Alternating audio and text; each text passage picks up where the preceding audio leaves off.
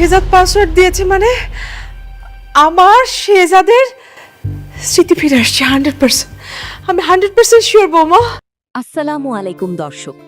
যেই মানুষটাকে আমরা এতদিন বস্তির একটা সাধারণ কাজের ছেলে গোলাম হিসেবে দেখে আসছিলাম, সেই গোলামই কি আসলে কোটিপতি শেহজাদ চৌধুরী, নাকি এর পেছনে লুকিয়ে আছে অন্য কোনো অন্ধকার অতীত? দুনিয়া টাকার গোলাম নাটকের ১৩ নম্বর পর্বে এসে গল্পটা এমন এক মোড় নিল যা আমাদের সবাইকে স্তব্ধ করে দিয়েছে।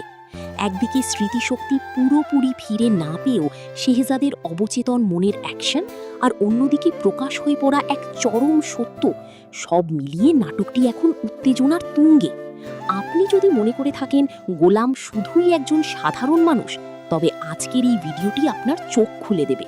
শেষ পর্যন্ত দেখুন, কারণ আজকের পর্বে এমন কিছু ক্লু মিলেছে যা আগামী পর্বের পুরো হিসাব বদলে দেবে। ১৩ নম্বর পর্বের শুরুতেই আমরা দেখতে পাই ফাতেমা ম্যাডামের সেই চিরচেনা রূপ, যেখানে সে শেহজাদকে আগলে রাখার জন্য যে কোনো সীমা পার করতে প্রস্তুত। তবে এই পর্বের মূল আকর্ষণ ছিল দুটি ঘটনা।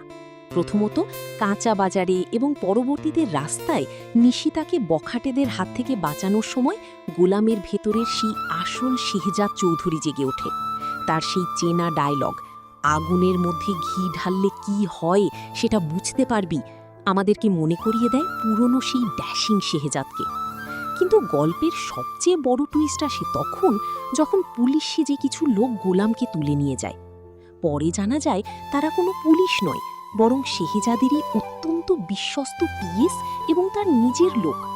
তারা অত্যন্ত চতুরতার সাথে তাকে উদ্ধার করে নিয়ে আসে শেহজাদের নিজস্ব বাংলোতে। সেখানে তার পিএস তাকে মনে করিয়ে দেওয়ার চেষ্টা করে তাদের চট্টগ্রামের মিশন, দাউদ খানের বিরুদ্ধে প্ল্যান এবং ফাতেমা ম্যাডামের সাথে তার অতীতের ভালোবাসার কথা।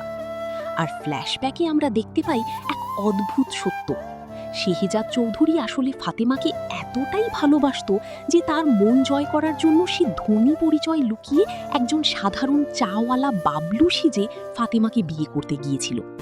কিন্তু বিয়ের আসরেই ফাতেমা জানতে পারে বাবলুর আসল পরিচয় এবং ধোঁকা খাওয়ার অপমানে বিয়েটা ভেঙে দেয়।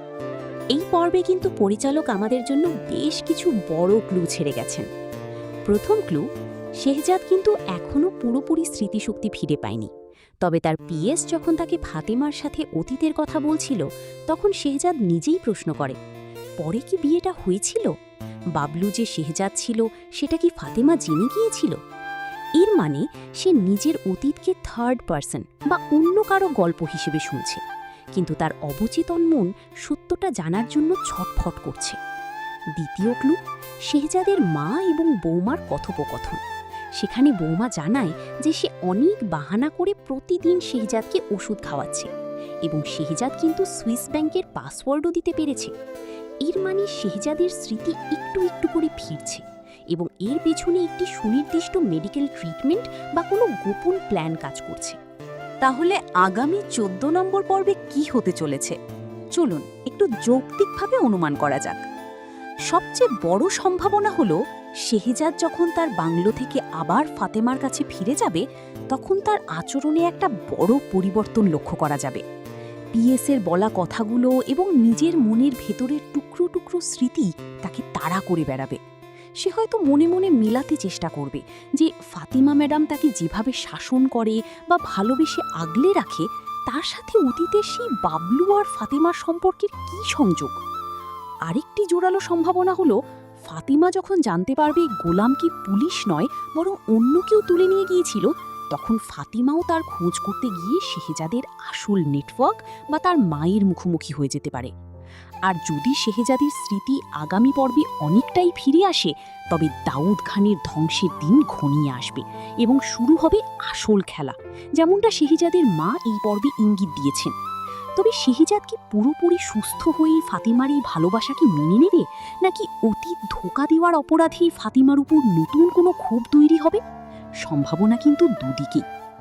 বন্ধুরা, আপনাদের কি মনে হয়, শেহজাদ যখন জানতে পারবে ফাতেমা তাকে কতটা ভালোবাসে এবং এই গোলাম পরিচয়ের পেছনেও তাদের একটা অতীত জড়িয়ে আছে, তখন সে কি করবে? সে কি ফাতেমার কাছেই থেকে যাবে, নাকি নিজের কোটিপতির জীবনে ফিরে যাবে?